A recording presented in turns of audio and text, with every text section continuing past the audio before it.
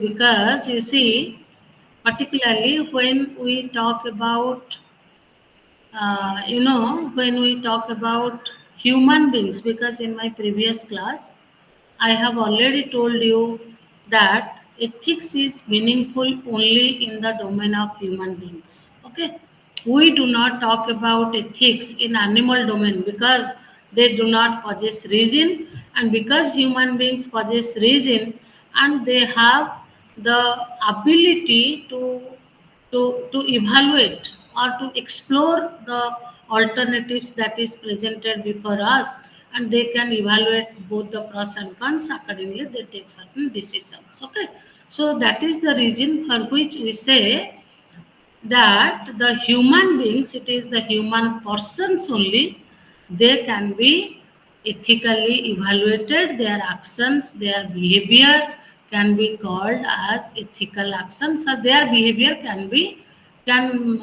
can be scanned under moral evaluations. Okay, so today we'll discuss about, related to this we will discuss about human values. Okay, so regarding the value, try to understand what is your value. But with the basic understanding of the value goes like this. We say that this book is valuable. Why? Because I have an agreeable feeling. Anything that is called disvalue, which have disagreeable feeling. And when I say that it is value because it is right, it is good. So thereby we see that there is a debate between whether values are objective or they are determined by some subjective factors. Okay, so there is value, and in the human domain we talk of the values, right? So you can see that in the ethics, you can see that there is a continuous debate is going on between whether the values, they are objective or they are determined by some subjective factors. What are the subjective factors you can say here? The subjective factors, they can be either, you can say your culture is one of the subjective factor, the society or the community to which you belong to, that is also another subjective factor. So the, in one line we can say that whether the moral values, they are objective or they are not objective. Okay, so those who answer the question in affirmative, those who say yes, they are called as objectivist, and those who answer it in negative, they are called as anti-objectivist, or you can name them as subjectivist. So regarding to this question, that whether the values are objective or subjective, there are two line of thoughts, two group of thinkers. You will see one group is named as objectivist and another group is named as subjectivist. Okay, so here you can raise the question before going into the arguments of both the objectivist and the subjectivist. You can say that you can, we here can have some more discussions on what is value. Okay, so particularly when we talk about value, there is one view is goes like this, which tells that something, if it is desired because it has a value. So there are different views, I have already told you. So one view is that why we say that it is valuable, why we say that it has value. Now because it has, I say it to be valuable because I have a desire for it. Okay. So there are also other viewpoints here.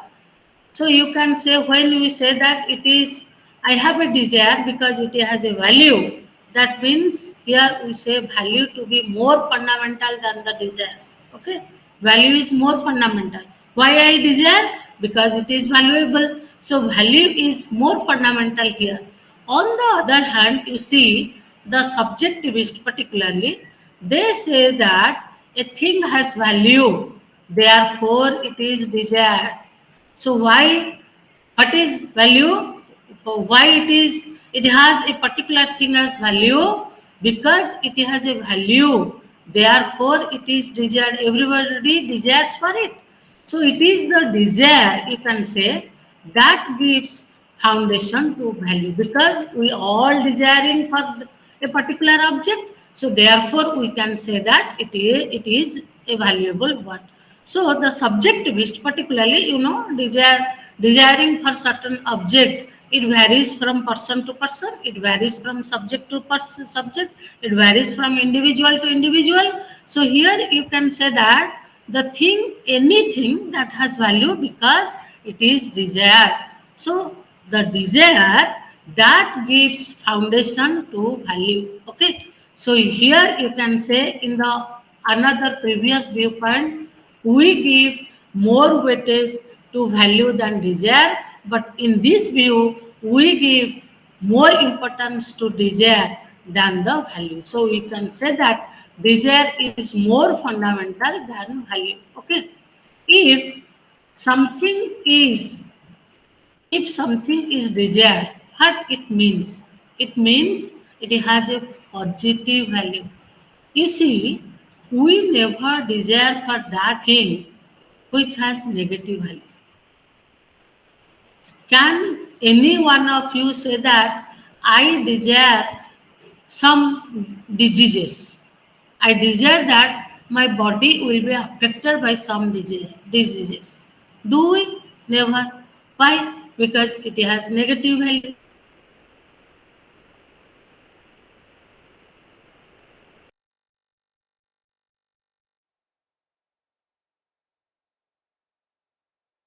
We can say that this is nothing other than the positive value, and similarly we say that we do not desire what has negative values. Okay, so what is here another question you can raise, that is, so we are talking of desire, we desire for positive values, you do not desire for negative value. So first of all, let's come to know what is a desire. Okay, so desire means your approval or your disapproval. Okay. Or you can say that desire means to have certain pro attitudes. What is pro attitude? Belief plus desire pair, that becomes a pro attitude. Because I believe that if I will have morning walk, then I can maintain a good health, and I desire for a good health, and that becomes my pro attitude, and that prompts me to go for morning walk. Okay. So you see, you can, in that way you can say that the desire, desire means approval or disapproval, and desire means to have certain pro attitudes. Okay. What is that pro attitude? That pro attitude is nothing but a belief plus desire pair. Okay. When belief and desire they are combined, that becomes a pro attitude, and we have a, in other words, we can, by this pro attitude we mean what is called as a desire. Okay. Further, you can say that a value is objective if it is more fundamental, or you can say that it is independent of our desire, preferences, our emotions, my feelings, my inclinations towards certain things. So you can say that when we, because initially, there is a debate that is going on between whether the values are objective or they are subjective. When we talk about the values as objective, we must know that the values, they are fundamental, and they must be completely independent of our desires, preferences, likes, dislikes, emotions, inclinations, etc. So, in other words, you can say moral objectivism is moral realism. So, this is when I say that moral, the value, human values, they are objective. By that, I am saying I am advocating for moral objectivism, and that the other name of this moral objectivism is moral realism. In philosophy, we do talk of realism and idealism. Okay, what is that? Let's go to that, then we'll again come back. to moral objectivism or subjectivism. What is that realism and idealism? So, realism always tells you that the world is real, the things are real, the beings are real, independent of our mind. Because if I'll discuss about idealism, it will be more clearer. Those who advocate for idealism, they tells us that the things are there because it is already there in my mind as the ideas. I have the idea of a speck because and this idea, this object particularly, this corresponds to the idea of speck that I have in my mind. Therefore, I say that it is a speck. Similarly, initially I have the idea of pen in my mind, and particularly this object you see that I am showing, this object corresponds to the idea of pen, so therefore I say that this is a pen. So this is the view of idealism. On the other hand, the realism or those who advocate for realism, they tells us that whether the human mind knows or not, the objects, the things, the beings, they have their independent existence besides the human mind. So those who are saying that moral objectivism, those who are favoring moral objectivism, definitely they have the view that it must be the values must be free from all preferences, all emotions, all feelings, desires, everything, because these are only the different states of mind only. So there is, so when we talk about the objectivity of the moral values, it is not at all the business of the mind, rather it is very much there with what we say to be a valuable one. So therefore, you can say the moral objectivism, in other words, it is named as moral realism. Okay. So that moral realism, because I am thereby I am only coming to what is called, in ethics we call talk of cognitivism and non-cognitivism. That moral realism, in other words, it is named as moral cognitivism. Okay. So, and it upholds that all ethical statements, they are either true or not. So you see, prior to that, I must tell you that each and every human being, they possesses three faculties. One is the faculty of knowing, another one is the faculty of feeling, and the third one is the faculty. Actually, the order is like this: faculty of knowing, faculty of willing, and faculty of feeling. Okay. So, in other words, you can say that we have each and every individual being has a cognitive aspect, has a cognitive aspect, as well as has an affective aspect. So the those cognitive aspect, that means you have a knowing mind, you have a tendency to know things. So similarly, if we apply it to the ethical domain, we see that regarding the nature of the ethical judgments, there are two viewpoints we do talk of. One is cognitivism and another one is non-cognitivism. So this cognitivism, this in other words, which is named as moral realism, this advocates that, this upholds that all the ethical statements or judgments, they are either true or false, just like any other factual statement or factual judgments. Okay, because you see, in when we do talk of, we very well we made a clear cut distinction between factual judgment and a moral judgment. But when we talk about the truth value of the factual judgment, we know that it can be either true or false, because if what is described in the judgment or in the statement, if it is actual the case, if the fact there is harmony between the fact and the statement, then you say it to be a true, otherwise the statement to be a true one, otherwise we say that it is a false one. Suppose you see, suppose I will say that grass is green, then you go to the fact, go to your garden, you see, then you say that what you have said, it is a true statement. Suppose I will say that grass is liquid. Suppose you hold a blade of grass and you know the property of the liquid that it will flow down and it is not flowing down, it remains intact. Then you say that no, it is a false statement that you are making. So similar, this is all about the factual statement. Here, the cognitivists, they just try to draw the similarity between the factual and the moral judgment in this way that the moral judgments, they can be true or false just like any other factual statement. Okay. On the other hand, those who are opposing objectivism or those who are opposing ethical cognitivism, they are named as anti-objectivist. They say they denies that there are objective values because they cannot, you see, previously I have already told you that the values, they are objective, they are nothing to do with our different states of mind, they are completely independent of our intents, of our feelings, of our, you can say, emotions and so many other states of mind. But here those who are anti-objectivist, they says that the values, they do not have their independent status, independent existence besides our attitudes, beliefs, desires, approval, so on and so forth. Okay.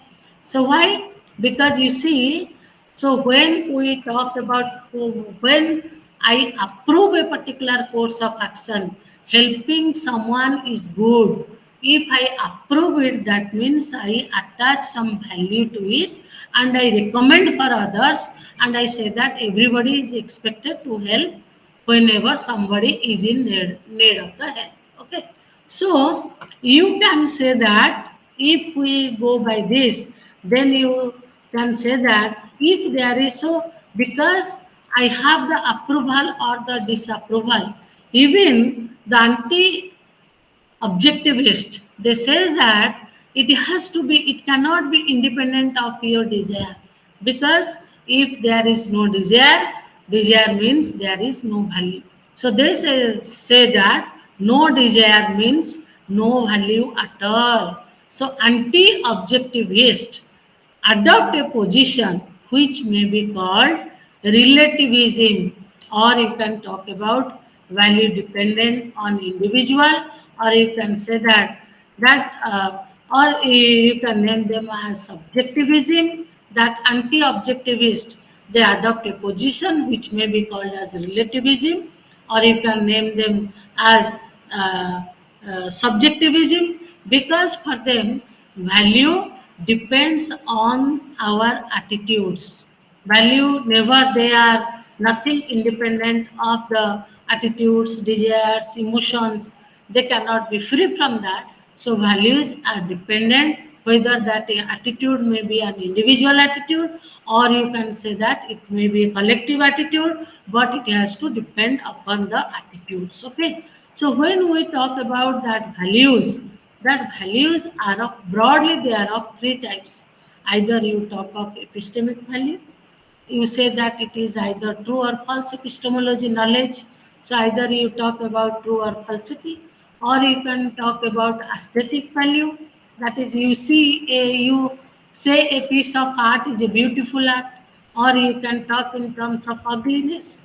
Similarly, there is the third types of value that we talk of, that is ethical values, where you say that a particular, we talk in terms of good or bad.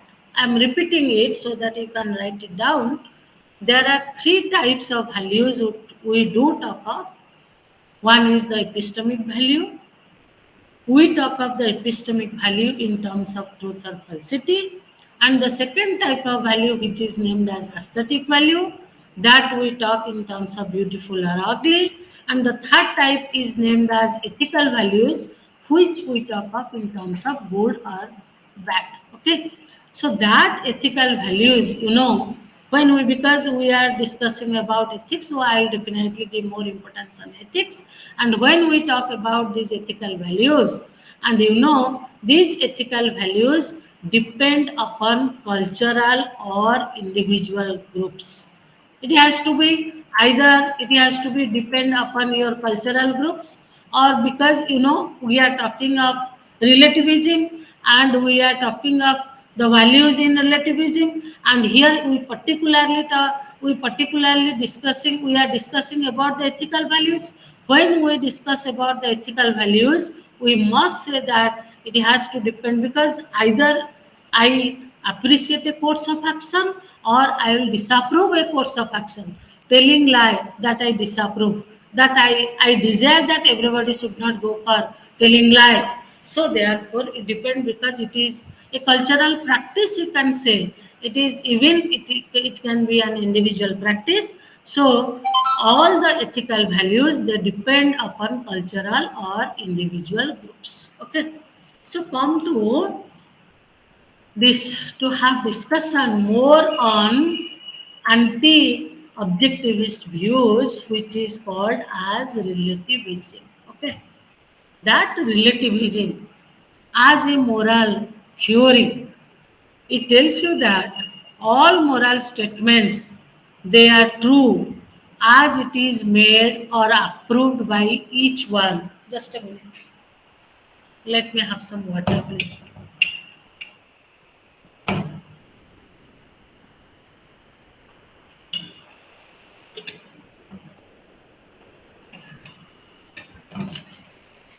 So when we talk about relativism, because we have already in cognitivism, we have already discussed that they can be either true or false. Moral judgments can be either true or false.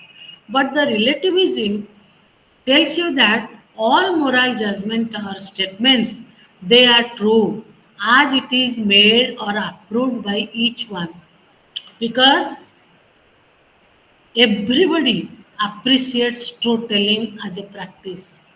Everybody disapproves, because everybody disapproves that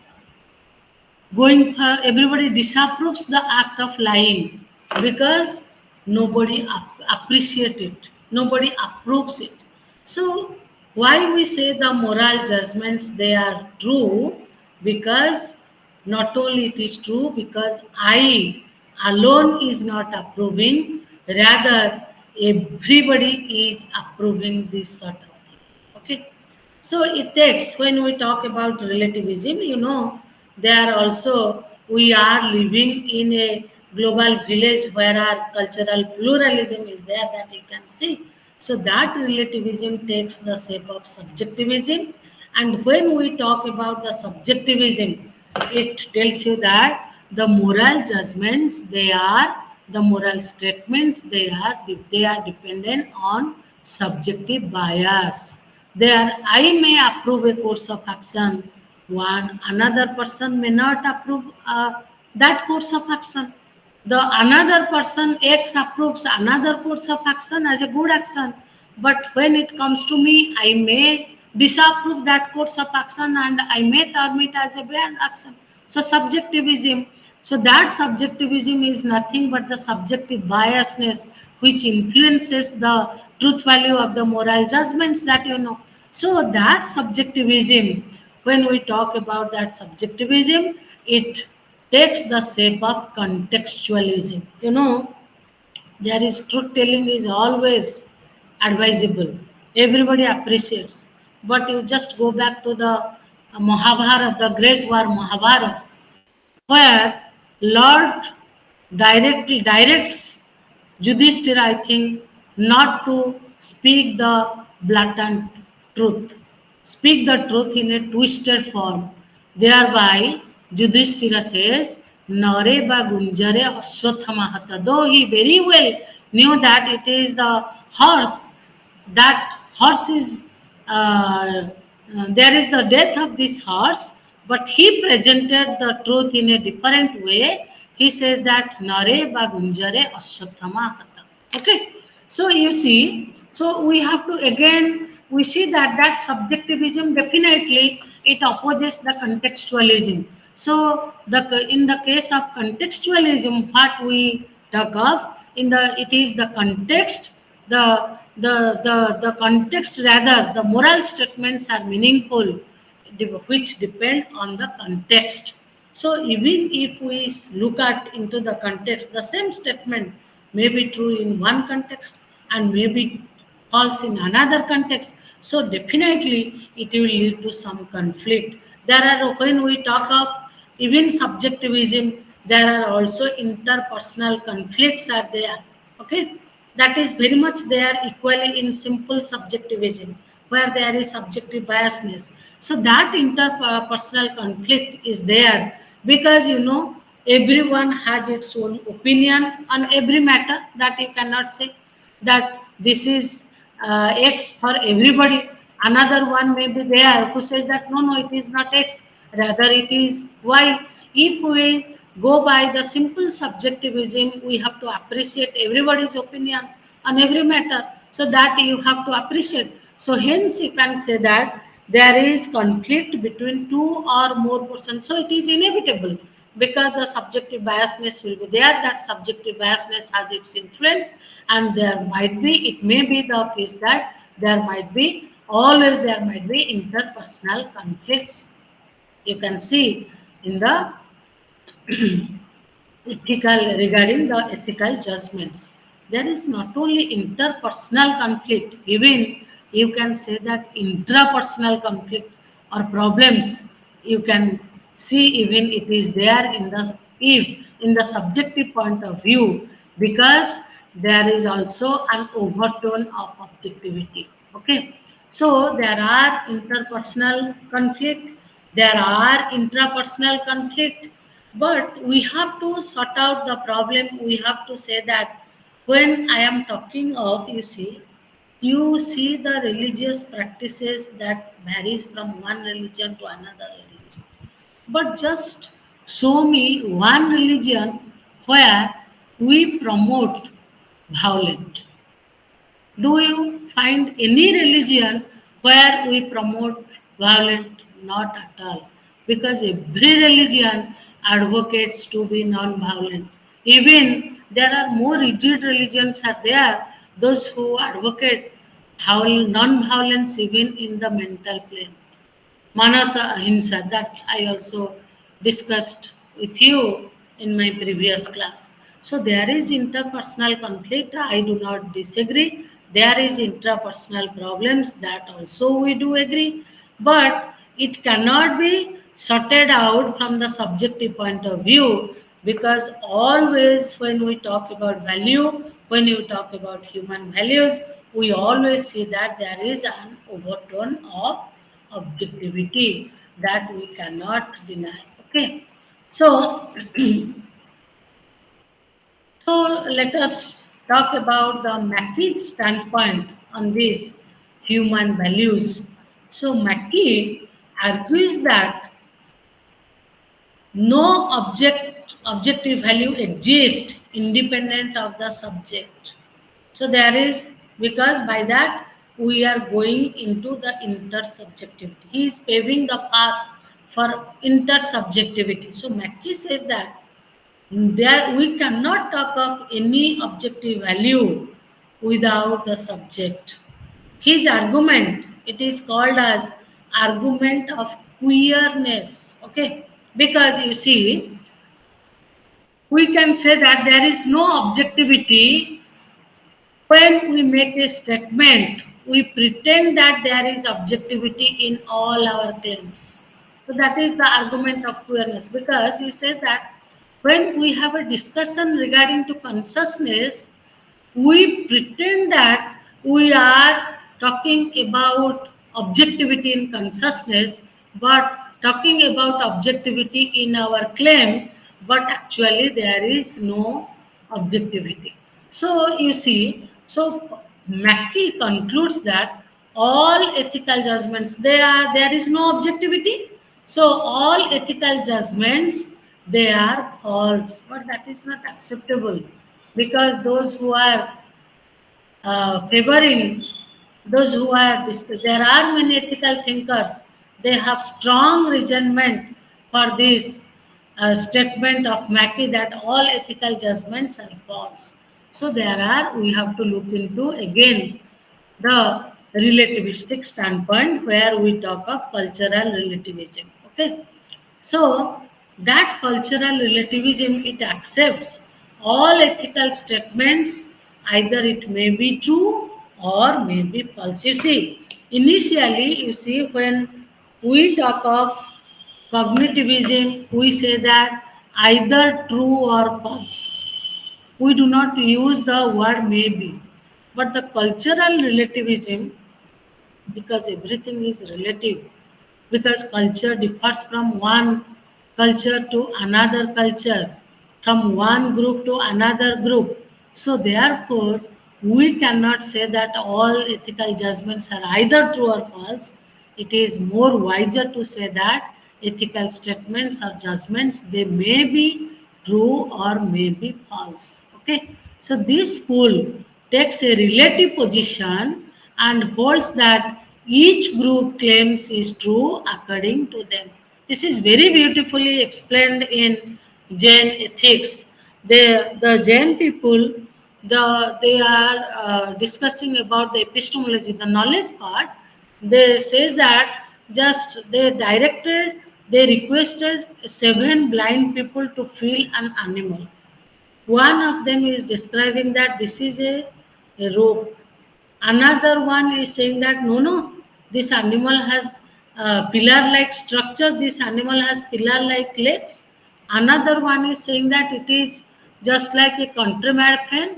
Another one is claiming that the animal is just like a wall. So you see, one interpretation is different from another interpretation.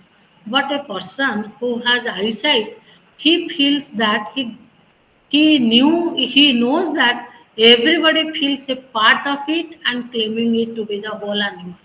The person who just feels the tail part, he is saying that the animal is like a rope. So the person who has full eyesight, he says that everybody feels a part and claiming it to be the whole. So similarly, the cultural relativism tells you that the cultural relativism takes a relative position and hence that each and every group claims that what they are claiming, that is true according to them. Okay, so you can talk about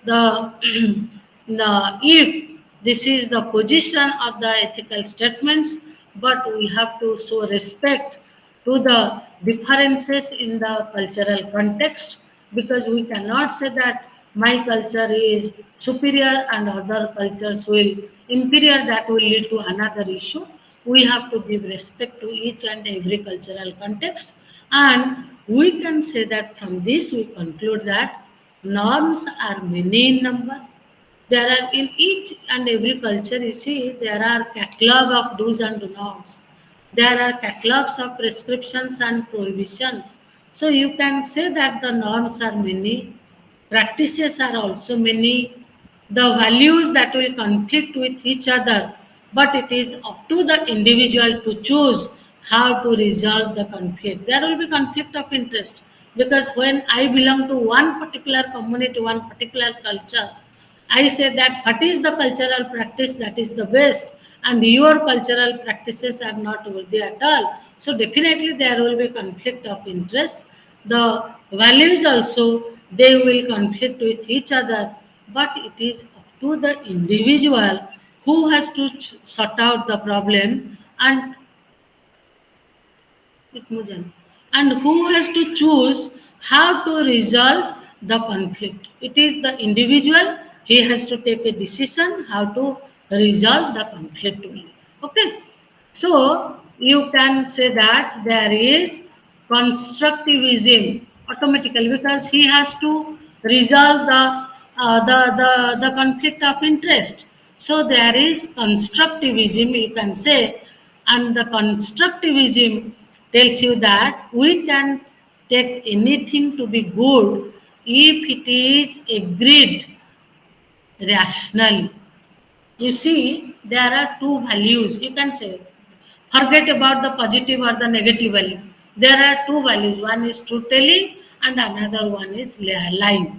But you ask your reason. Your reason will never permit you to take lying as a value. It will always prescribe, it will always appreciate if you take truth telling as a value. So that is what is all about constructivism. And besides the constructivism, there is also another theory that is also very much uh, effective in the debate between the objectivist and the subjectivist regarding the human values.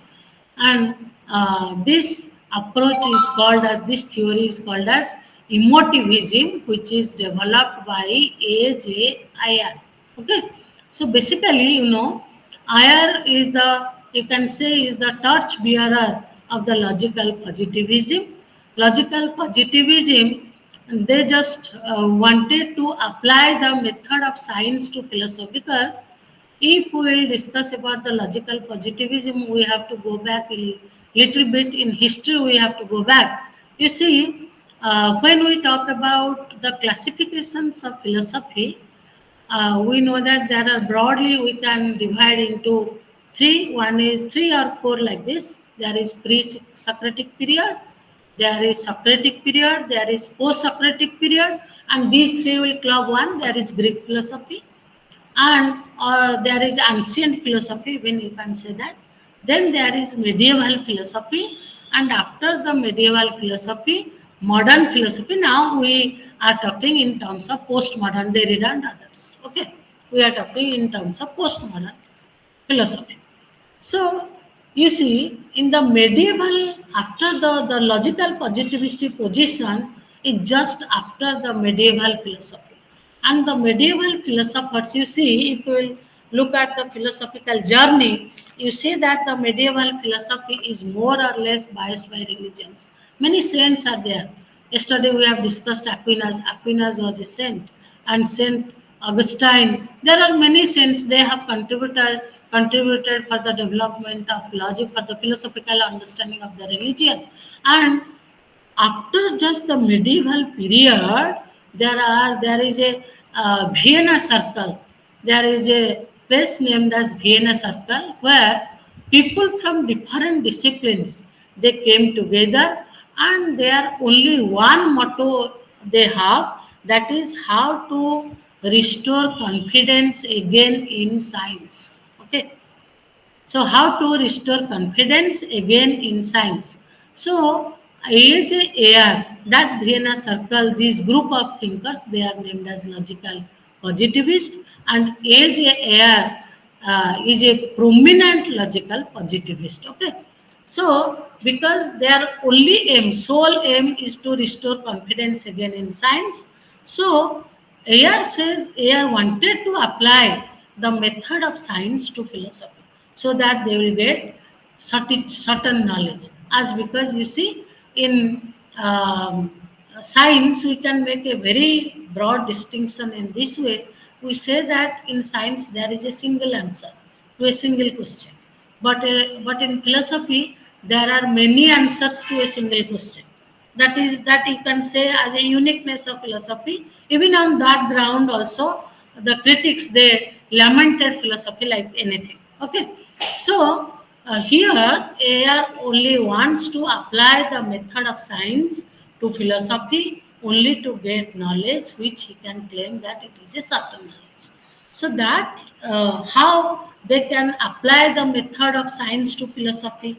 So the logical positivist, they propose the principle of verifiability.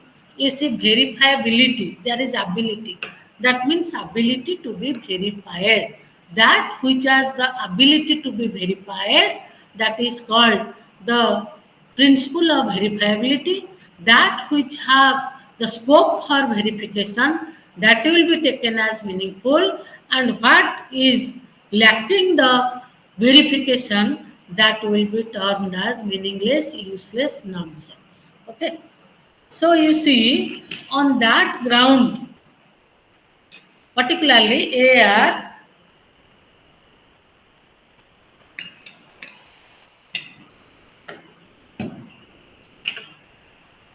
AJAR divided the entire discourse of meaningful statements into two fold divisions. What are these? Now, one is the analytic statement, and another one is the synthetic statement. What is an analytic proposition, statement, judgment, whatever you want, you just say. All are okay. Similarly, synthetic statement, synthetic judgment, synthetic proposition. What is the basic difference? The suppose I'll say that I'll just give two examples. Suppose you say all bachelors are unmarried males. Okay, all bachelors are unmarried males. So if you analyze, you see that the meaning of the bachelor and the meaning of the unmarried male is same. So the definition of analytic proposition goes like this: if the subject is repeated in the place of the predicate, or the meaning of the subject predicate, do you know? Anyone can unmute and say me whether you know what is a subject or what is a predicate. Do you know what is a subject and what is a predicate? Okay, let me tell you. In a proposition, there is a subject. Suppose there is a proposition S is P. There is a proposition Rab is Matal. So here the subject is Ram and the predicate is Matal. What we speak about the subject, in the proposition, what is discussed about the person, about the being, that is called the subject. So here in the proposition we are talking about Ram. So Ram is the subject. What we speak about the subject, that is the predicate. What we talk here, we are saying that he is mortal. So mortal is the predicate. Similarly, here just go back to the proposition, to the statement that all bachelors are unmarried males. Here the meaning of the bachelor and unmarried male is same. Therefore, it is an analytic statement or analytic judgment or proposition. Even you can say that even you can say A is a analytic. You can say that A is bachelors are unmarried males. Even you can say that all men are rational. All men are, a part of the subject is repeated in the place of the predicate, or completely entirely it is repeated A is a, or a part of the subject is repeated in the place of the predicate, or the meaning is same, then we say that it is an analytic proposition. Okay. On the other hand, let us talk about another statement which is called as a synthetic one. So synthetic propositions or statements, they are empirically verifiable, therefore they can be either true or false. Suppose I will say grass is green, we will go and check in the garden that yes, it is green in color. We say the proposition to be true. Suppose there is another propositions, bachelors are unhappy. We go and have an interview with the bachelors, with a sample of bachelors, and all of them, if they say that no, we are unhappy, then we generalize, we say that bachelors are unhappy. So it is a true statement. If not, we can say that it is a false statement. So the synthetic propositions or the synthetic statements or judgments, they can be either true or false. It depends upon the empirical verifiability. So they can be empirically verifiable. Whereas the analytic propositions, they are just like definitions. They cannot be verified. Only we analyze and we get to know whether it is analytic or statement. Usually they are always true propositions. But this is the logical positivist and particularly A.J. Ayer's approach. But just apply his principle to ethical statements. Like suppose I say that God exists. Okay, God exists. Suppose I'll say that God exists. When I say that male, God bless you, can you say it to be either true or false? No. It is neither true nor it is false. Similarly, when we say that God exists, can you say it to be either analytic? Can you say it to be analytic? No, because subject and predicate both are different. God is something, existence is something. Its meaning is also different. So they cannot be analytic. Can you say it to be synthetic? No, because the another problem with synthetic judgments is that it can be false. So the statement they are claiming that God exists, may God help you, it can never be false. It has to be always true. So therefore, the logical positivist They rejected these propositions as sheer useless nonsense, meaningless. But you see, the ethical thinkers, they says that because they are neither analytic nor they are synthetic, therefore they can be neither true or false. So the question of truth or falsity does not arise here because these statements, they do not belong to either of the group of meaningful propositions. So these propositions lack cognitive meaning, but IR is very careful. They says that yes, these propositions lack cognitive meaning, but at the same time they possesses emotive meaning. Because you see, when I am in utter despair, when I am in, you see, in a very helplessness state, you can say, I get my strength from the very concept of God. I can get my strength to whom I worship. So how can you say that it is sheer nonsense, meaningless, useless? No, air is conscious of that. So he says that it lacks, no doubt, it lacks cognitive meaning because it cannot be either true or false, but it does not mean that it is useless nonsense, but it possesses certain emotive meaning. Okay, so it possesses certain emotive meaning. That is what is a AR confirms. Okay. So when we talk about that it possesses certain emotive meaning, you see how it possesses emotive meaning because when what is that emotive meaning? Let us try to understand, then we'll go to the other part. What is that emotive meaning? Because when I talk about God exists or God is good, it not only creates an emotion in me only, at the same time, it evokes the same emotion in all of you. That is the best part of understanding what is emotivism. So, emotivism tells you that when I utter an ethical judgment, not only it speaks about my emotion, at the same time it also evokes the same emotion in all of you. So we can say that emotivism, I have already told you that it lacks cognitive meaning. So if it lacks cognitive meaning, therefore definitely it does not belong to cognitivism. That emotive theory of AJR, it belongs to non-cognitivism, and that non-cognitivism tells you that the ethical judgment or the moral judgments, they simply express our feelings, our emotions, and at the same time expects the same emotion in all of you. That is all about the AJARs, AJARs, emotivism.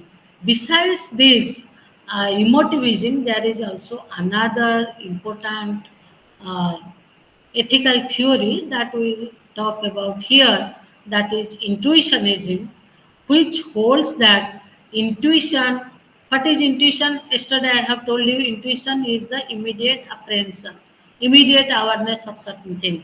That is called our, you can say in, that is the intuition.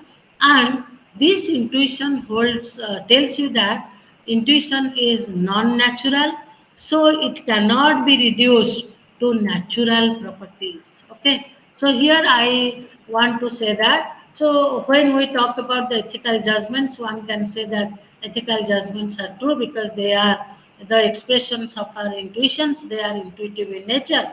But here we can say that they are not at all intuitive because G.E. Moore here says that if we try to define any ethical term by the help of non-ethical terms, by the help of natural terms, then definitely we are going to commit the fallacy of non-naturalism because the ethical good, the word good, or you can talk about right, or you can talk about ought, they can never be reduced to any natural properties. Okay, so if we can establish this, if we ever try to explain this, by any natural properties, then definitely we are going to commit the fallacy of non-naturalism. Okay. So, so, coming to conclude this chapter, we can say that we can establish the existence of objective moral value, then we can definitely do wonder. If we talk in terms of some blank, abstract moral principles, moral theories, we can have building after building of morality. There is no doubt about it. But if we fail, it is meaningless to ask whether a particular behavior practice is good or bad. If we are unable to define what is that moral value, whether objective or subjective, if we say it purely subjective, then there is no moral principle, it will lose its own meaning. If we say that it is purely objectivity, having no biasness, then again it has also its side effects. So it is better always to say that there is no objectivity, there is no subjectivity, because in ethical judgments we find out both the things. They are not completely, you see, you talked about some abstract principles, but it is not put it into practice. So what is that value? If there are practices are there, but it is not authenticated by some moral principles, again it becomes useless. So we can have a middle path between the objectivity and the subjectivity, and we can talk in terms of intersubjectivity, right? So we'll go to the next bit, that is called the human virtue. It took 1 hour, my God. So, what is called, as let me tell you, what is human virtue when we talk about human virtue, and it is the paper on ethics. And yesterday I have told you the virtue ethics, and you know, virtue ethics is one of the major approaches in normative ethics. In our yesterday we have discussed about the traditional ethics or normative ethics, where we talked about hedonism, and we talked about utilitarianism, and even we talked about virtue ethics. So virtue ethics is one of the approach in normative ethics that you know. So it is in contrast to both deontology as well as consequentialism. Okay. So it opposed, the virtue ethics opposed to both consequentialism as well as deontology. Why, how it opposes consequentialism? Consequentialism means hedonism, you can say, which tells you that it is the consequence that determines the rightness or the wrongness of the actions. So the consequence of doing good, okay, that will maximize one's well-being, you can say. So suppose you are abided by the principle of helping someone. If you are abided by the principle of helping someone, then you can say that, and by helping someone you get some good result, then you say the action to be a good action. Okay. So here you see it gives importance only on the consequence and ignoring all other aspects of the action. So therefore we say that it is not a good theory, or you cannot say that it is an acceptable theory. Similarly, deontology only gives importance on duty, and doing one's duty, you can say the agent is acting in accordance with a moral rule. What is that moral rule? The moral rule here you can say that do unto others as you would like others to do to you. As you expect from others, similarly you also do accordingly. So do unto others as you would like others to do for you. As you expect that others will do for me, similarly you also do for others. So it gives importance on duty, and it tells you that we have to act according to these moral principles. It also ignores particularly the agent who is involved, who is a key in performing an action, whether a good action or a bad action, whatever it may be. But the agent has to play a very dynamic role here. So that's why we say virtue ethics opposes both deontology as well as consequentialism. And this virtue ethics tells you that it is the act of benevolence, or you can say it is the act of kindness that is virtuous.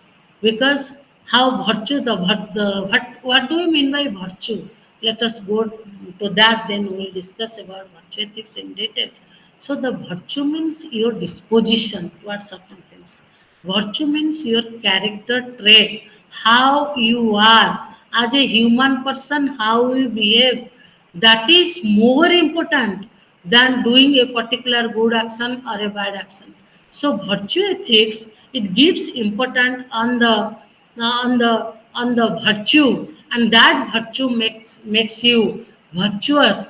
That virtue makes you benevolent or kind. And when we talk about virtue ethics, Aristotle is said to be the founder of virtue ethics. He defines man as a rational animal, and he has the ability to reason out, which serves as the essential characteristic of him. And this essential characteristic of being rational leads to achieve a particular end, which Aristotle calls as virtue. Okay, so we act, we have the reason, and accordingly we act as per the reason, and what we finally it will lead us to what is called, that is the virtue.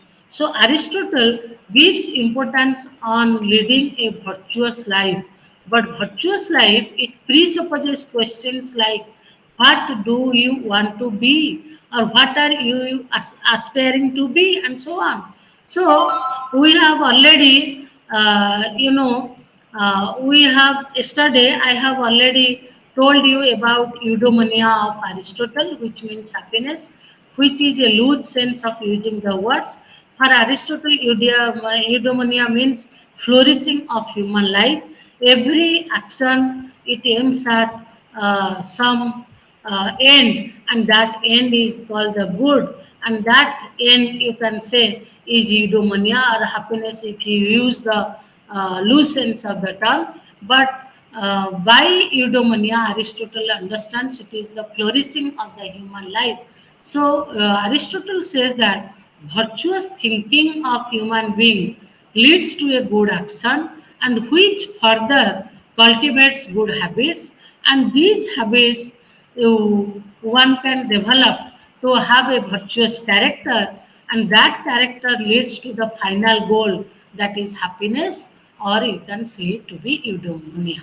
Okay, so by you can, I am repeating it for your benefit. So Aristotle says that the virtuous thinking of human being, that I will not be cruel, that I will be kind, I will be benevolent, I will be honest, I will be truthful, I will be courageous. All these are said to be virtuous thinking. So that virtuous thinking of human being leads, definitely leads to some good actions, and that good actions will be cultivated in good habits, and these good habits, if you will repeatedly perform these habitual actions, that will definitely develop a virtuous character, and that virtuous character will finally land us in getting happiness. Okay, so Aristotle also, Aristotle talked about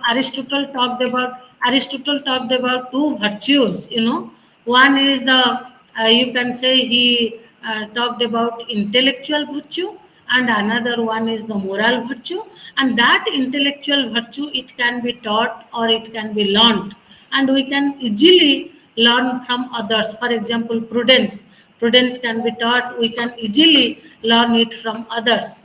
And another type of virtue that Aristotle gives importance, that is the moral virtue, and that moral virtue can be cultivated by repeated habitual actions, because finally this will ultimately lead to happiness.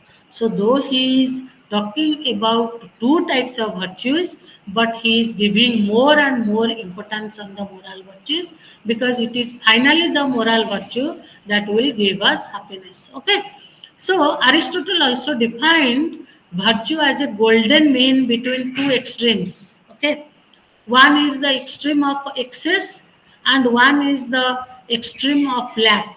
We are lacking something, and another one is the extreme of, even in Bhagavad Gita, you see there is the Gita also advocates that adopt a golden mean, avoiding both the extremes. Similarly, Aristotle also defined virtue as a golden mean between two extremes, and Aristotle talks about adopting a middle path between two extremes. Suppose there is there is fearfulness and there is fearlessness. So Aristotle advised that you adopt a golden mean, and that golden mean is nothing but courage. Okay. So Aristotle at the same time talked about four types of virtues. One is wisdom, another one is prudence. Because to maintain the, you can say, to maintain intellectual virtue and moral virtue, here he again specifying them. He says that intellectual virtue is prudence and temperance and fortitude. You can say courage, and you are intolerating everybody. You are tolerating everybody. Better you have a middle path. You can be temperate, and another one is the moral virtue, that is the wisdom, and wise man can never go wrong, that you know. So Aristotle talks about in particular four virtues. These are wisdom, prudence, temperance, and fortitude. Okay. So even Aristotle talked about, when we talked about the virtue, virtue not only includes the agent, it also includes the intention of the agent, and you can say the motive of the agent. That also taken into account, because how one acts in a particular situation, that reflects the intention, the motive of the agent. So that also he takes into account his what he called the virtue. So you can say that after that, when somebody will be established in that virtue, cultivate that virtue, and one will become virtuous, so definitely his or her actions naturally flow from what kind of person he or she is, rather than adhering to some specific norms.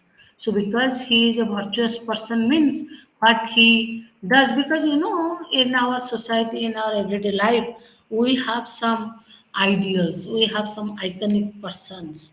We listen to them, we believe them, what they say.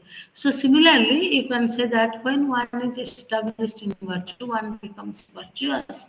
So his actions that naturally flow from what kind of person he or she is, there is no need to adhere certain principles.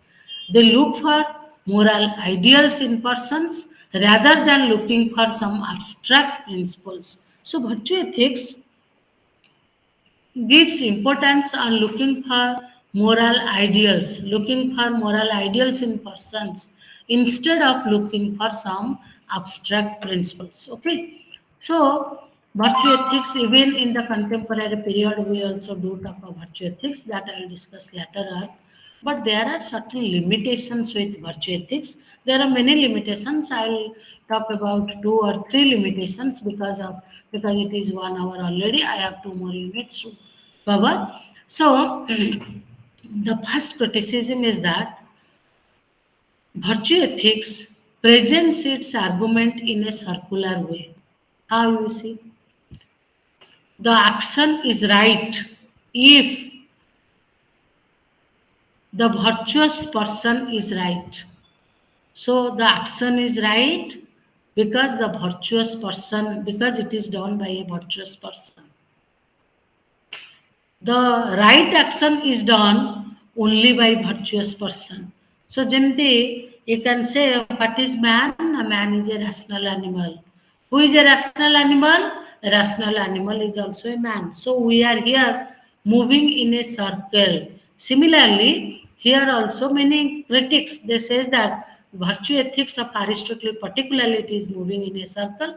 From the virtue, he is talking about the rightness of the action. Again, from the rightness of the action, he is going back to virtue. So he is moving in a circle. Therefore, his argument commits the fallacy of circulus demonstrandum. Okay. So this is the first objection raised against virtue ethics. The second objection is that there is in virtue ethics there is lack of moral judgment. Okay, virtue ethics lacks or there is lack of moral judgment in virtue ethics. A person may be virtuous but unable to distinguish between what is right and what is wrong action because she has no knowledge in that field. So one may be virtuous, but if that virtuous person does not possess the knowledge of what is right and wrong, so what is that use of virtue or what is that use of being virtuous? The third limitations with the virtue ethics is that virtue also enters into conflict with one another.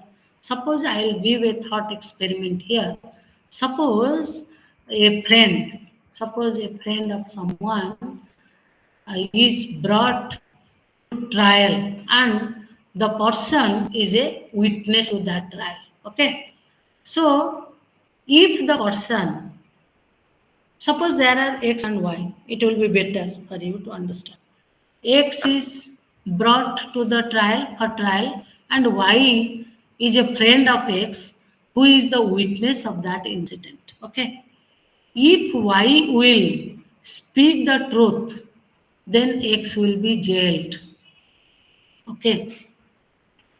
But if Y will adhere to the principle of honesty as one of the virtue, then his friend will be jailed or will be punished. The second part of this thought experiment is that he has to go for lying. Because why? Because he is loyal to his friend. Loyalty is also another virtue. So in our everyday life also we come across with such thought experiments where we find out there is the conflict of interest between the virtues. As here in this thought experiment we see the conflict of interest is between loyalty and honesty. Similarly, we can see many more conflicts of interest in our everyday life situations. So here we are unable to provide action guidance as it is agent centered. So in virtue ethics, we are talking about agent. We are talking about the virtuous aspect of the agent. We are ignoring completely the action. So as it is agent centered only, therefore you can say that there is no action guidance. It only provides supplements or you can say motivation to do one's duty in an effective manner, and besides this it is doing nothing. So nowadays we are talking about another corollary of this virtue ethics which is named as ethics of care. It is, in other words, you can say that it is another version of the virtue ethics. It is developed by a feminist and a psychologist named Carol Gilligan. Okay. So Carol Gilligan she said that men and women they think of moral problems differently because she's a psychologist and at the same time she is a feminist. So she said that both men and women, if there is a ethical issue, if there is any ethical issue, men and women they think differently. Men think or take decisions in terms of rights and justice, whereas women take moral decisions on the basis of caring and feeling for others. Okay, so men and women they think differently. Men advocated for the ethics of justice, you can say, or you can say in terms of ethics of rights. But you see, the women they think in terms of ethics of cares. Okay, so uh, definitely this care ethics, ethics of care, this demands for a change in our perception of morality. So whether we think in the same line of Carol Gilligan or not, whether men and women they think differently or they think in the same line. If you see, suppose they think differently, but when we talk about virtue as such, When we talk about the concept of virtue like justice, equality, right, duty, etc., whether that concept they visualize differently or not, that is a big question, and that is to be explored or we have to rethink about that. Okay, so another current prominent figure in the recent revival of virtue ethics is that of Alasdair MacIntyre. He advocated for relativity of virtues. Virtues are not absolute, they are relative because virtue change as according to the context. So, at one point of time, we say that physical strength is the only virtue, and at another point of time, we say that mental strength is the only virtue. Even at times, we say that moral integrity is a virtue, and after another time, we also say spiritual strength is only virtue. So, therefore, McIntyre took a relativistic stand that virtues are relative because they differ in different contexts. We also take into account the social and moral structure into account because when we talk about the context is also determined by the social structure, by the moral structure. So when we say anything to be virtuous or not, we have to depend on the context, the social structure of the community, the moral structure of the community. At the same time, McIntyre also says contextual virtues transcends all particular practices and it constitutes the good of a whole human life. So, what we call virtuous, though it is context specific, though McIntyre maintains a relative standpoint of the virtues, but at the same time, he says that we have to transcend, we have to surpass all the contextual virtues so that all the particular virtues, particular practices, because we have to think of the good of a whole human life, the good of whole the entire community. So, just a minute.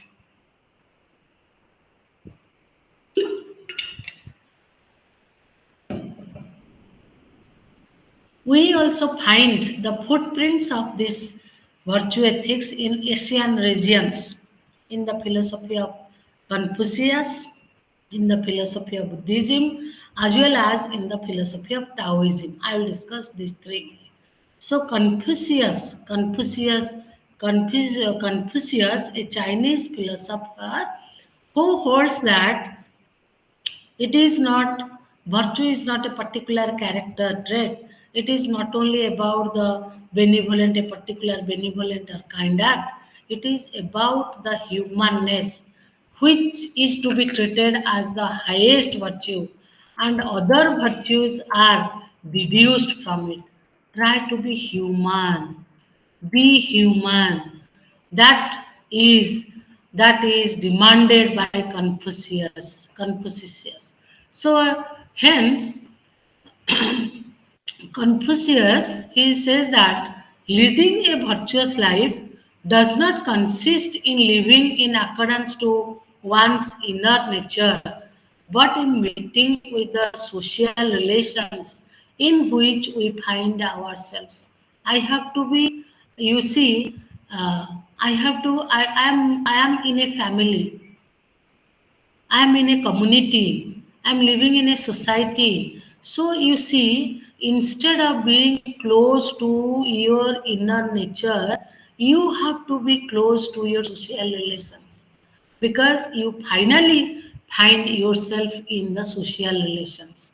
So Confucius bring the social character of human persons. So that social character of human person is humanness. So you to be virtuous, you have to be you have to be human being. Similarly, Buddha, yesterday we have also discussed about Buddhism, and similarly, Buddha says that there is no need to become to be virtuous or like that because self is impermanent. So he is talking about the impermanence of the self. No permanent self is there. Self is made up of five skandhas, Vijnana and Sanskara, Vedana and Rupa. These are the skandhas out of which self is made, and so self is not something a permanent entity. So the for Buddhism, the true virtue lies in making oneself and others free from suffering. So that is the because in the Four Noble Truths, Buddha talked about the Four Noble Truths.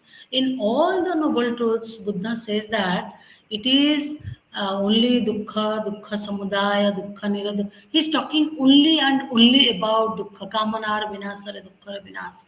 So he says that the actual virtue lies only by making, not only by making yourself as well as others free from all sorts of free from suffering. Okay, so uh, Buddha gives importance on non-attachment, or you can say that tranquility as a virtue. So how one can be free from suffering? Because he very explicitly stated that kamana, that is desire, that is attachment. So try to become desireless, try to become non-attached. So how one can be non-attached? Now only by becoming tranquil, one can make a tranquility of mind and body, and that is a virtue, and that will make help you to be free from all sorts of suffering. Okay, so besides these two Asian religions, there is also another religion that is a recent religion you can talk about, that is the Taoism, which is more influenced by Buddhism and which is established by Tao Te Ching. So he says that he is influenced mostly by the idea of flocks and the non-permanence of Buddhism, and he says that the virtuous means going with the flux. You have to go with the flow. We have to only when you have to go with the flow, that is termed as virtuous, and go with the flow means we have to take control of your senses, we have to control your body, you have to control your mind, so thereby you will reach to a particular, you will go with the flow but never will be entangled by them. So that is the virtue that the Taoism talks about. So this unit also over. Then come to human right, because within half an hour I have to complete two more units. So when we talk about human right, basically we will begin with right. Okay, what do we mean by right?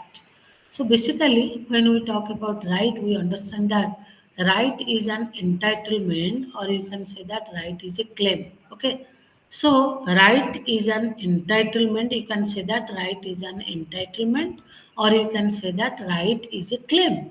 Okay, so suppose you see, suppose you can say that the children have the rights to be protected by the parents. So definitely it implies that, or it presupposes that the parents have a duty to protect their children. Suppose you say that the state has the individual has a right to life, and the state has a duty to see that every life is secure. So rights and duties, because the next chapter is duty. So rights and duties, they are correlatives. When we talk about one, automatically there will be the discussion of the another. When we talk about right, there will be the discussion of duty, and when we talk about duty, there will be the discussion of right. So these rights that can be of different types. Okay, we talk of natural right. Okay, natural right. What does it mean? Natural right means these are, you can say, founded in our very nature. These are inbuilt in our nature, natural right. These are, you can say that these are birth rights like this. So no individual take it from us. Okay, we are born with these rights, that you can say. So no individual can take these rights from us. So these are inalienable rights, you can say. So the state does not guarantee these rights, but definitely help us to recognize them. So these are, you can say that these are rights to life, right to food, right to shelter, right to privacy, and there are also these are the basic rights, you can fundamental rights, or you can say these are the natural rights. Though these are the rights, there is no doubt about it. Who can, nobody can take it from all of us. But there are some rights that are curtailed during the time of any emergency. During the time of in emergency or social unrest, suppose I have a right to freedom of speech, but if there is an emergency is declared, then that is restricted, that is checked, that is in check, and I cannot say anything and everything whenever I like. So that is, so there are some fundamental rights, but they are curtailed during some times of emergency, or you talk about the internal security, taking into account these views, the some of the rights that are, you can say, they are curtailed. So we talk of, when we talk about rights, the first generation of human rights is that of the civil and political rights. Okay, civil rights that guarantees freedom to the individual. So, and you know, political rights are there, right to vote, and so many things are there. That is the first generation of the human right. And when we come discuss about the second generation of rights, they are the rights that require government, and government that requires the government intervention to be implemented. As I say, state must guarantee some rights to its citizens. They are called as social rights. Okay, so they are the second generation right. We are not born with these rights. Rather, it is given by the society where we live, and this so society or the state that guarantees some rights for the smooth living of the citizens, and these are called as social rights. Okay, then the way we say that the Universal Declaration of Human Rights in the year 1948, this upholds rights such as right to social security, right to work, right to education in the first generation right, and economic, social, and cultural rights are included in the second generation rights. So there are, after the declaration of the human rights, there is in the year 1948, there are also some rights are included in the both in the first generation of right as well as in the second generation of right. Right to education is added, and in the first generation right. Similarly, in the second generation of right, economic, social, cultural rights that are included. So the human rights of the third generation that revolve around the fundamental principle of equality and non-discrimination. When we talk about the human rights of the third generation, it always revolves around the principle of equality and principle of non-discrimination. Some of them are, you can say, environmental laws, right to peace, consideration of bioethics, and you can say these are included in the human rights, because I have a right to have a safe environment. I have the, because it is my body, so I can. The debate is still going on in the West whether the woman has the right to abortion or not. Still, it is going on. So it is also make a another debate to be finalized. So nowadays we also talk of fourth generation of rights also. Okay, so there are conflicting situations, like we have the fundamental right to marry, but civil laws prohibits that marriage between brothers and sisters is not allowed. So there are the rights, they are making our life smooth, but at the same time with with some limitations. So there are many, we confront with conflicting situations where the laws, the rights, they conflict with each other. Just like I have cited one example, that is, I have a, or we have the fundamental right to marry, but there is a civil law that prohibits marriage between the brothers and the sisters. So at times also we see democracy also conflicts with human rights. But when we talk about democracy, we define it, it is for the people, by the people, and of the people. So we go by the majority of the people, and thereby we try to settle the issue. Okay. So you can say that. So when we talk about these rights, here we must take into account some fundamental basic rights, and we'll let us analyze, or let us have a more discussion on some of the basic rights. The first basic right that we do talk of, that is the right to private property. Okay, so you see, private property, to have to right to private property, it is unalienable. It is, I'm sorry, it is an inalienable human right, because as long as we are human beings, we need certain supply of material goods for our well-being of person concerned and of the immediate family. So you see, so thereby there is there is a fundamental right which is named as right to private property. We can go for purchasing some material goods, producers. So there must, we can, for our well-being, we can um, we can possess some property, that is the, so we cannot say that there must be only the everything is under the state, everything there must be state ownership. No, there must be private ownership also, equally it is encouraged. So you cannot always say that having the consumer mentality, you can say that having more, producing more, doing more, it is the you can say that it is the deep seated quest for human happiness. That's why we always take that we have more, but that having more, you can say that there must be limitation to that having more. It cannot go, right to private property is there, but to a particular limit. Besides this, it has no sense. Suppose I will say that I will have more. By that, the entire I will just put everything into my class. No.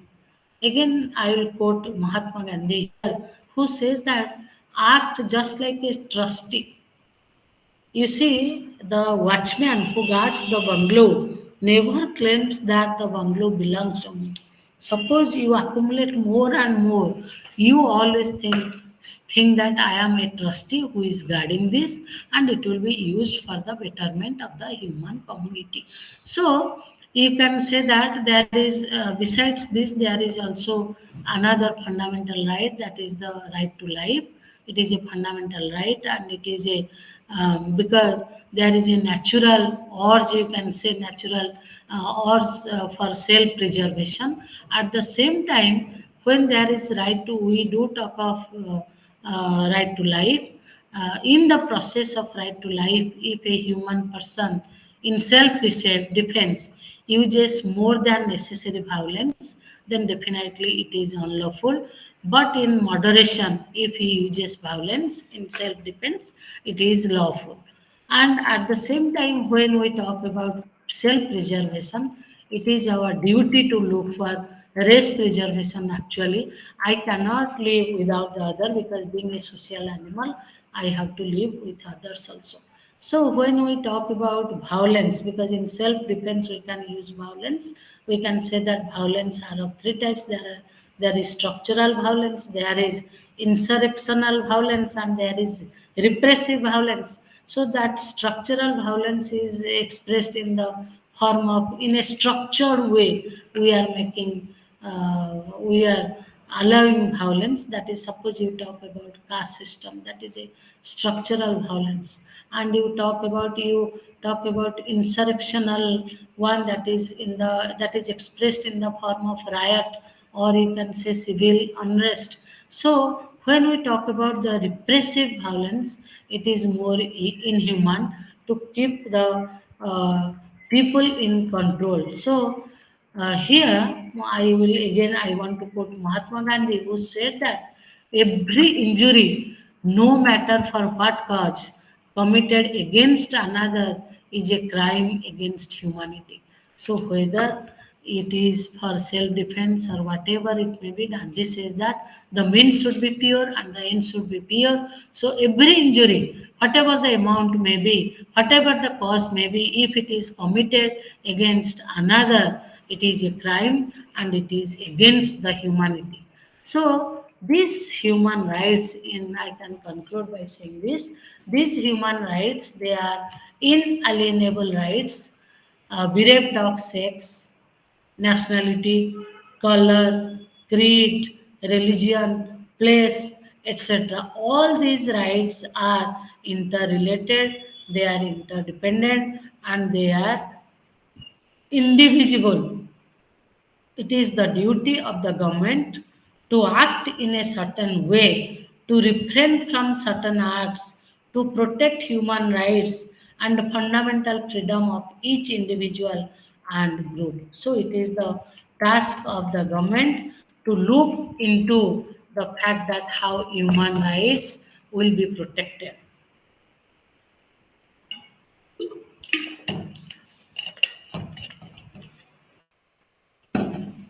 So let us okay.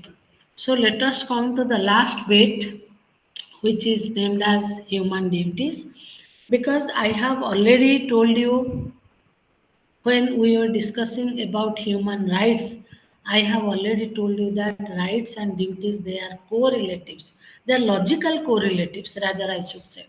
Logical correlatives in the sense that when we do talk of rights, there must be the discussion of duty. When we do talk of duties, there must be the discussion of rights. If it is the right of X, then Y must have the duty to see that X rights are fulfilled. And if X has a duty, it implies that another person must have a right. So you can say that and there is the importance of duties. So, while discussing about the duties, we have already talked about the prima facie duty of Ross in the virtue ethics. He is also a virtue ethicist. And here we will discuss about the theory of justice of John Rawls, because both Ross as well as John Rawls, they are upholding human duty to commit some ethical principles. Because Rawls, you see, there are different types of justice.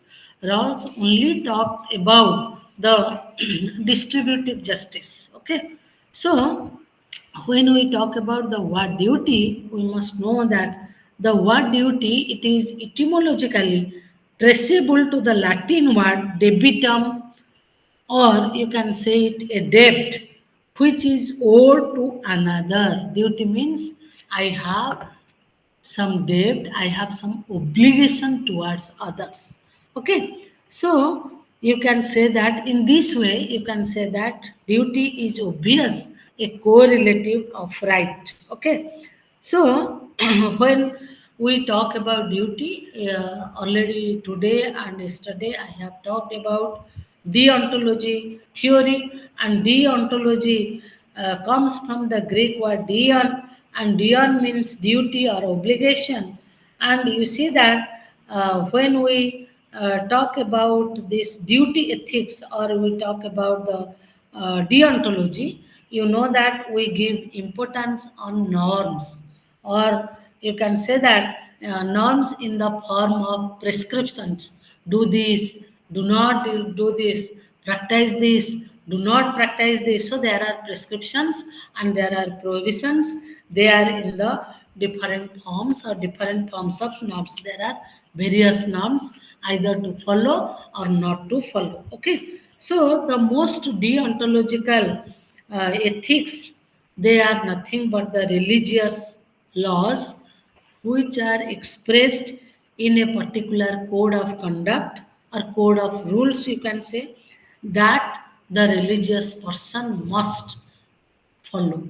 Okay, so you can, in a simpler way, You can say that deontology means following certain rules. There are norms, there are rules.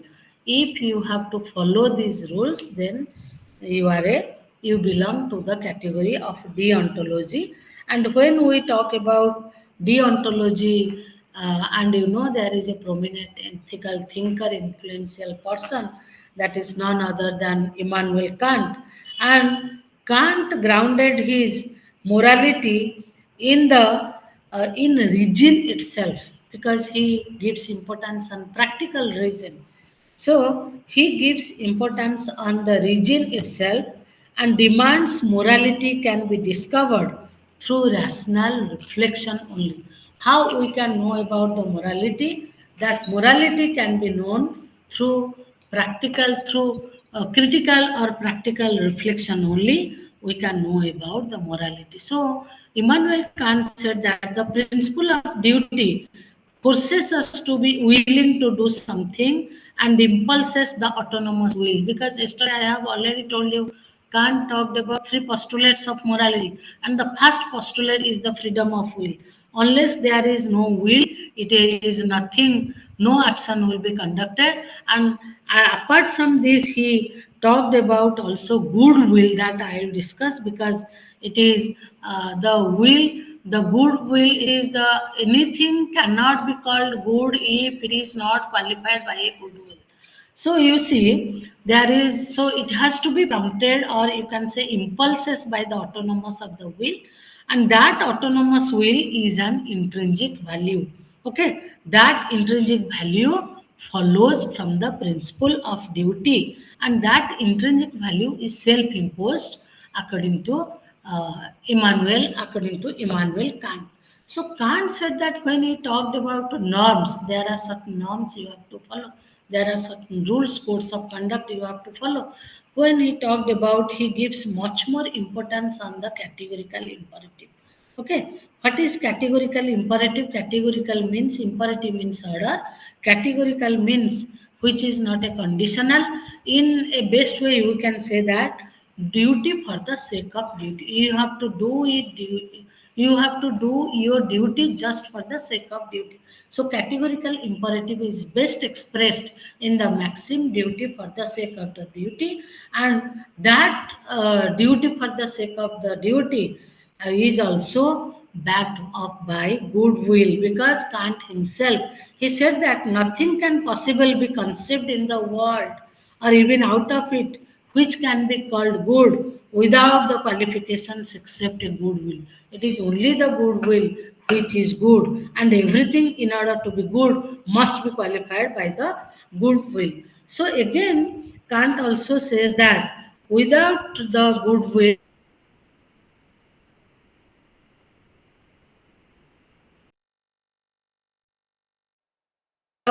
duty, I have to do my duty, and no excuses can be accepted, no excuses can be entertained. So duty for the sake of the duty is the maxim that he has to follow, which is named as categorical imperative.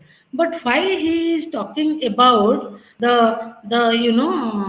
while we are talking about duty, there are the discussion of different types of duties.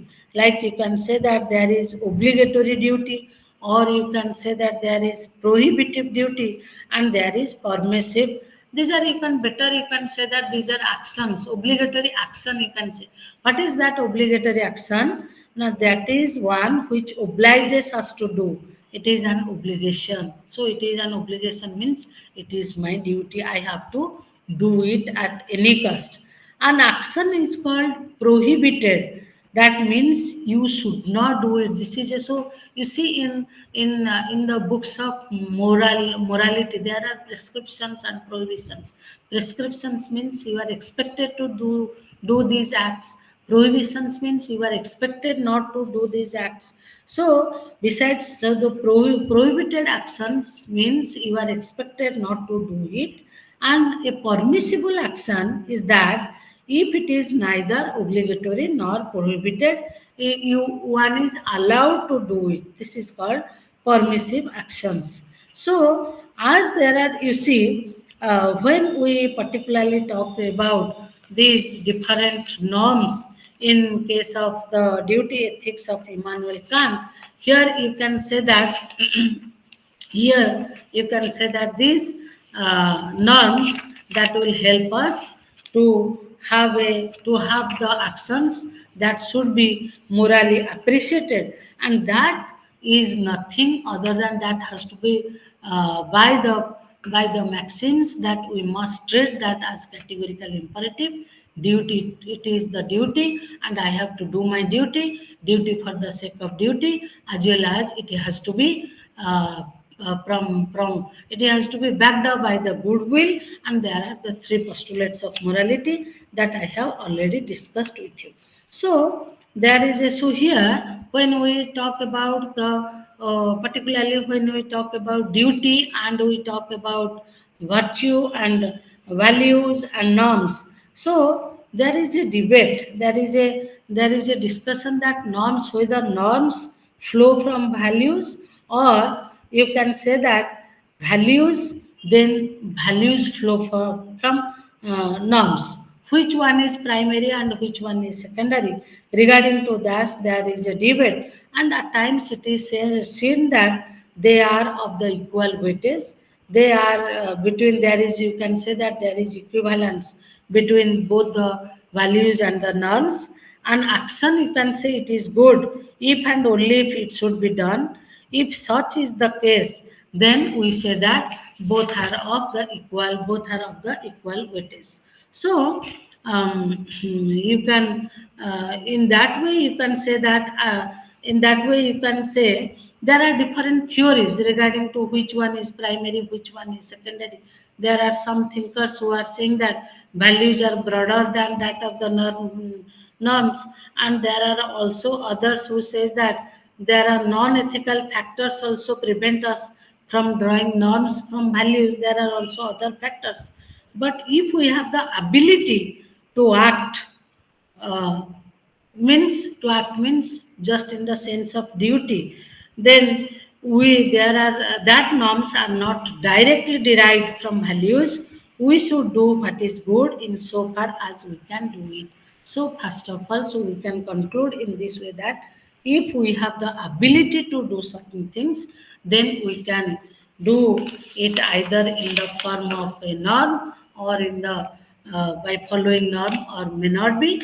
But there are also, we can say that besides this, we also can say that there are they are of equal weightage. So to coming to the David Ross uh, virtue ethics, prima facie duty, you can say that, because when you think you prima facie means immediately you come across with a situation, immediately you do certain things. That is your prima facie duty, you can say, which David Ross talks about. He talks about virtue, knowledge, and pleasure as the prima facie duties, and at the same time, he also not only talked about these are the virtue, knowledge, and pleasure as the intrinsic value. At the same time, he talked about the seven prima facie duties. That is, you have to hold your promise, you have to repair the evil you have done to others, you must have the gratitude towards others, you must be just, and again you must be generous. Generosity is also another duty. Self improvement is also another duty. You improve your virtue and your knowledge, and you can have no ill feeling, no ill will for others. So these uh, three virtues, that is the virtue, knowledge, and pleasure, three virtue na kahi better to say that is three values and seven duties, and these constitutes the entire thing of the David Ross prima facie duty. I will not go detailed into that because of the paucity of time, because I will talk about the John Rawls theory of justice. So John Rawls, friends, you know John Rawls is an American philosopher. So he raised certain questions that what is the principle of justice? How can we say that this is a just act? This is so. What is that principle? So principle of justice is that which brings satisfaction to all both in quality and quantity, and so it is not challenged. So if so principle of justice which Rawls advocated is that which brings satisfaction both in quality as well as in quantity, and it is no more challenged by anyone else, then you can say that it is a it is something you can call it to be justice. So let us take an example. The grading system of examination brings out this principle of justice. It brings satisfaction to all the students. Each one is rewarded based on his or her hard work. In some tradition, this kind of principle exists, but not accepted because of the tradition itself is unjust. So, grading system in the examination curriculum, that talks about the principle of justice, because everybody is satisfied and everybody is accordingly get a grade. So Rawls advocated for particularly Rawls advocated for distributive justice. Okay, and this distributive justice, it is based on self-interest as well as rationality. So you see that it has to satisfy you qualitatively, quantitatively, without any challenge. So Rawls' principle of justice is based on self-interest as well as rationality, and he says that all what we can do, that is we can keep our interest at the same time, because you see initially we say that we are close to ourselves. So first I have to think of myself, then when I apply, when I become rational, I cannot think about myself alone. Along with myself I will think of others. So again, Rawls says that there are also he talked about two principles of justice. One is the principle of equal liberty, and another one is the principle of difference. His justice is named as distributive justice, which rests upon two more principles. One is the principle of equal liberty. Equal liberty means each person should have the equal right to everything. That is the egalitarianism, equality for all, where equality is practiced to the full extent. So everything, all things, all that resources, everything has to be equally distributed. So that is that he talked about a egalitarian society where everything is equal. So again, another one is the principle of difference. Here, the greatest benefit to the least advantaged section. For example, reservations for the deprived sections of the society. So, you see, here by introducing another principle, that is the principle of difference, because there are many people, we see that there are many people who are deprived, and we have to justify, we have to also give justice to them. Suppose you see there is a person who is lying just the roadside with some or other form of disease, unable to walk, unable to have his food. So, can we just leave that person in his state, or it is our duty? It will be more appreciable. It will be justice. We have to give justice to the person concerned, and we have to take care of the person.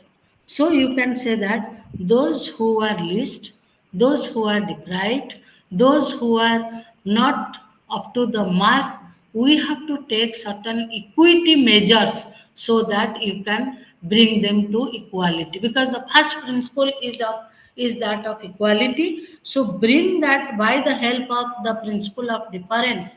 We can take certain equity measures.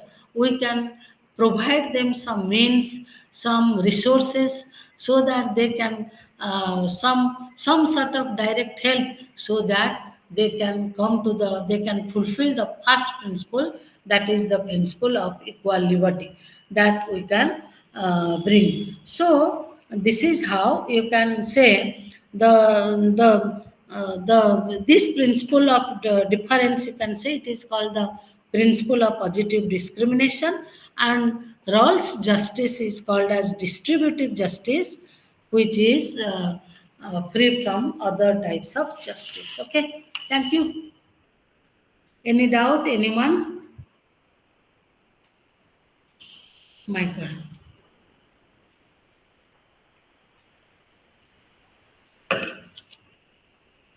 Hello. Anyone? Any question? Any doubt? Any help? Any good books you want to read on these issues? If any help you want to take, you want to share, or you want to ask, I have my number, you can communicate to me. Any question? If there will be question, I will be more happy. No question means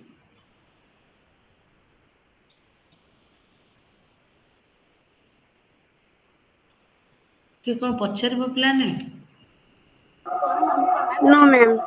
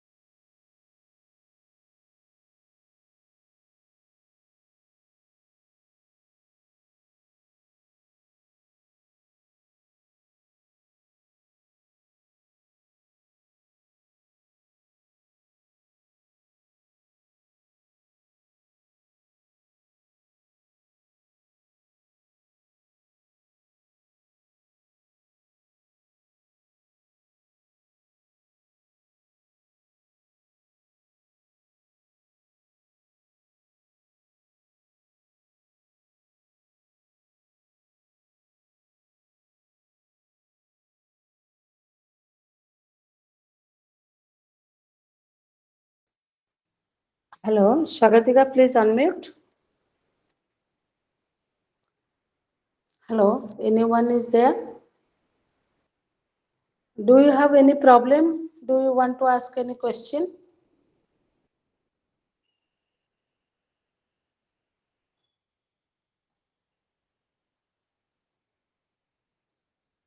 No questions.